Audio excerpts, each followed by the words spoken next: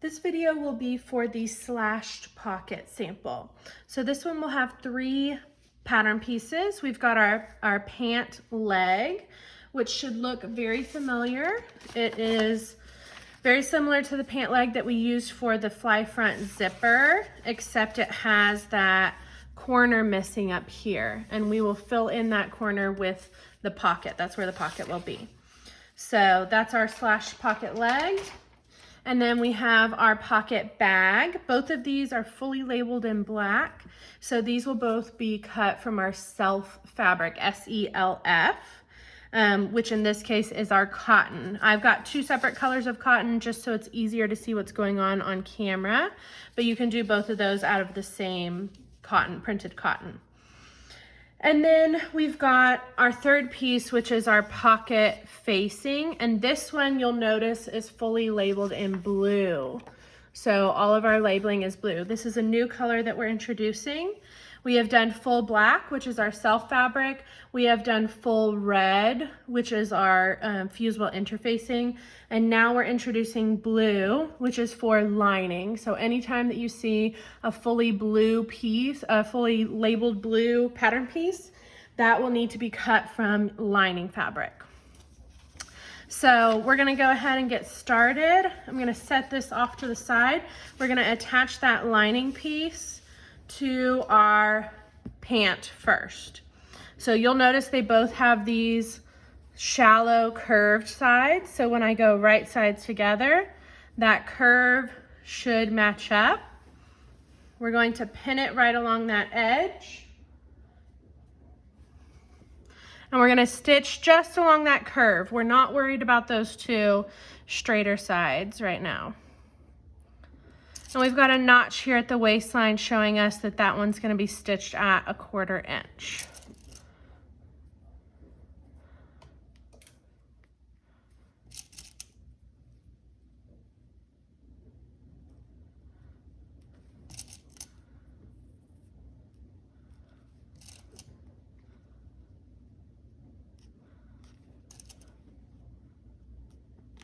Okay, let's head over and stitch this. Okay, over here at my machine, I have it set to a basic 2.5, and now I'm just going to stitch on that curve from one corner over to the other. So set that at the 1/4 inch marking on your machine.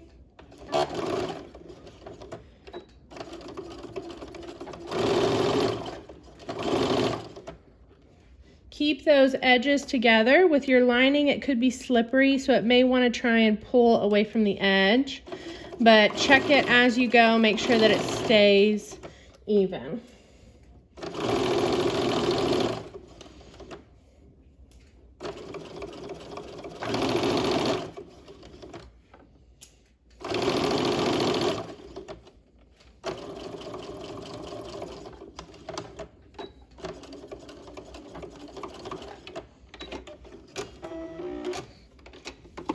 Okay, so there's that stitched curve.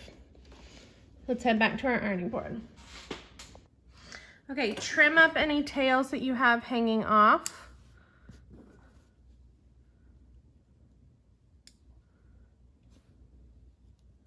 There we go. And then we're gonna separate those and bust open that seam. And this one we're gonna treat just like a facing, even though it's made out of lining fabric, to where we trim it and then understitch it.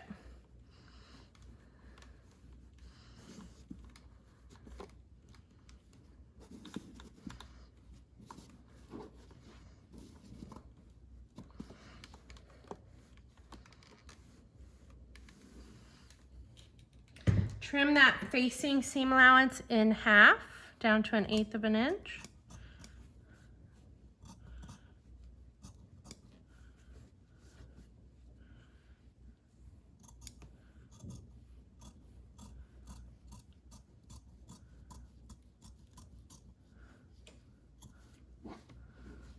Hello. Okay, there we go. Now press both seam allowances over to the facing or to the lining side, facing side. Both.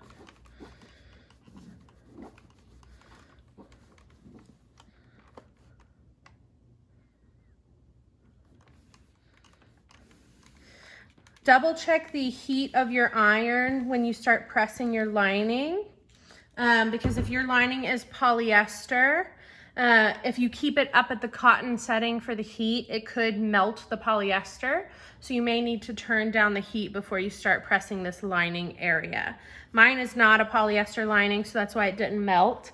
But if yours is polyester, you definitely want to lower that heat. Okay, now we're going to understitch. So right next to this original stitch seam line, we're going to stitch on top of those seam allowances and hold them down to that facing side. Okay, so from the front side, I'm going to stitch over on top of that lining to catch those seam allowances. And it should be as close to that seam as you can get. It's getting a little stuck on me.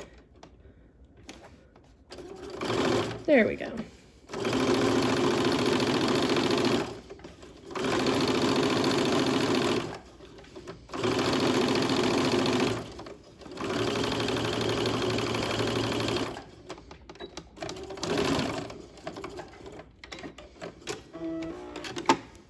So from the front, it's close to that stitch or seam line, and then on the back it holds down those seam allowances. Okay, trim up your threads.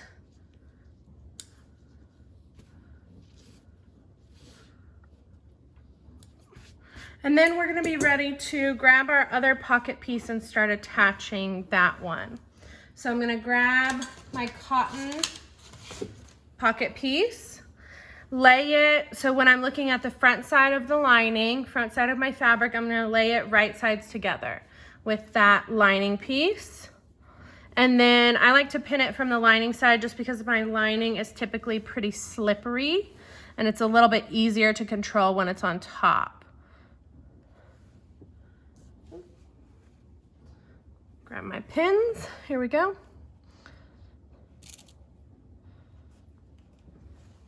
So we're only pinning it on this curved side. Again, we're not worried about those straight sides. So from corner here to corner up here on that curve.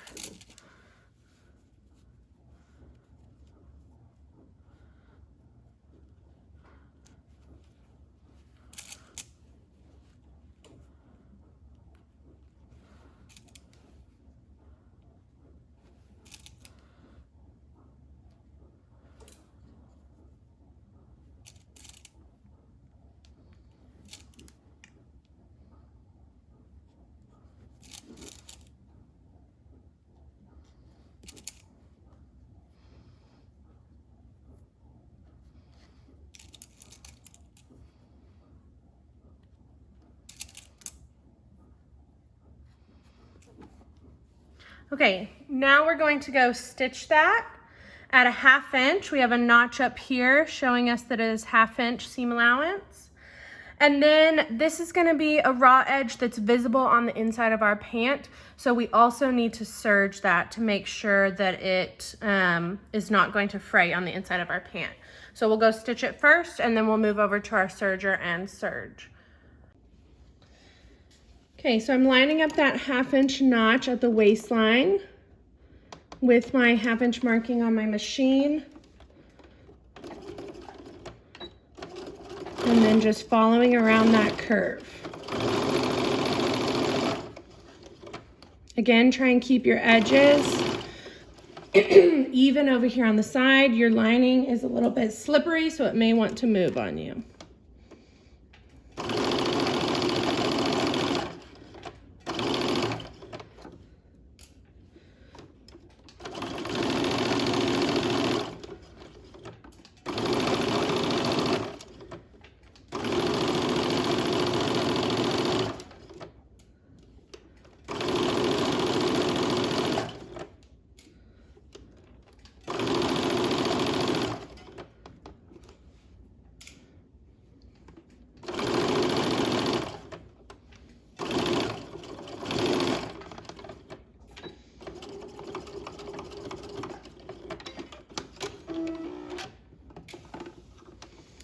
Okay, so there's that stitched curve. Now we're going to head over to our serger and we're going to serge through both layers of that pocket at the same time.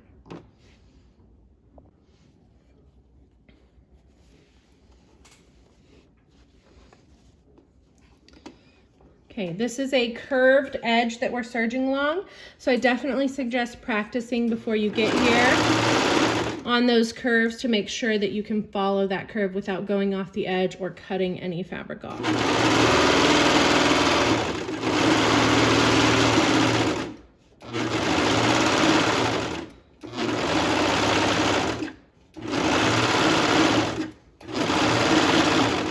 We don't want to catch our pant fabric in there, so when you get to this end, make sure that that pant fabric is back out of the way.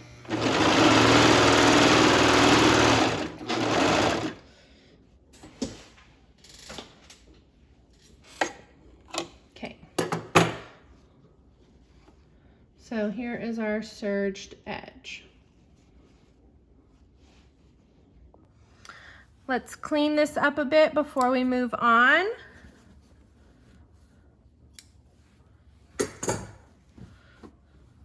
Okay, now we're ready to fold back that pocket. So looking at the front side of my pant, I'm gonna fold it right on that curved opening, and then your cotton pocket bag should sit below. So you see how they all three stack up.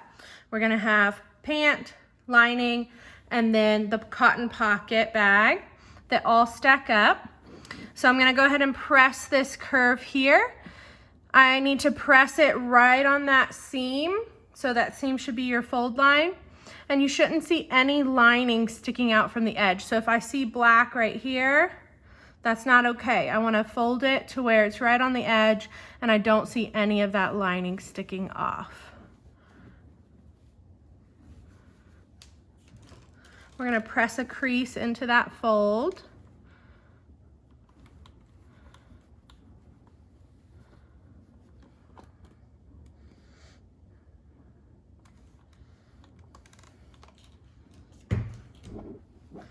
Okay, so when all those are stacked up properly, you can see how the cotton pocket bag finishes off the corner of your pant piece and it turns into a full pant piece. Now, if I try and pick this up as is, you'll see how all of that starts to fall apart. So we need to hold together these areas where they're overlapping. So here at the waist, we've got those 3 layers overlapping.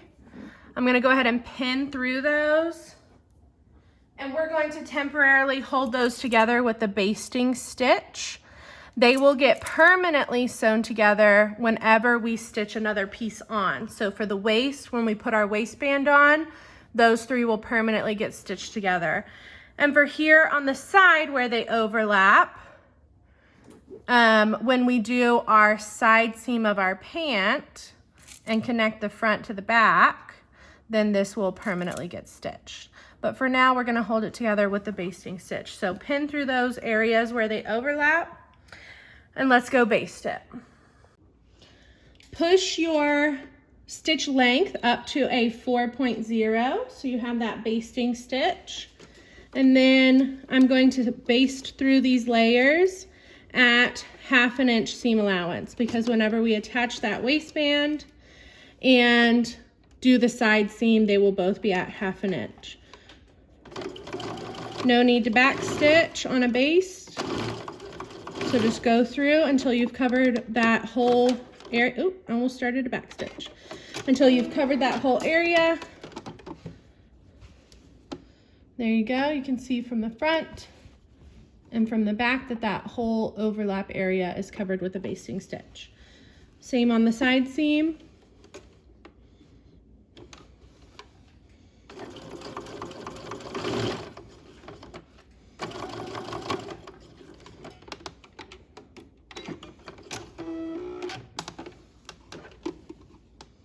From the front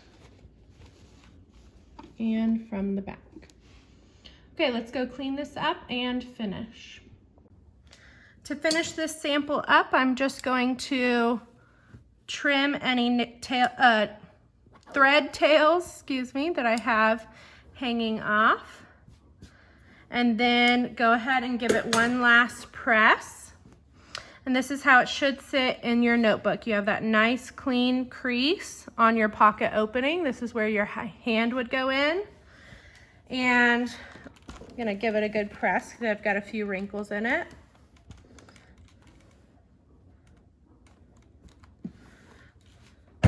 And then from the back, you can see where those two pocket bags lay nice and flat on the inside of your pant.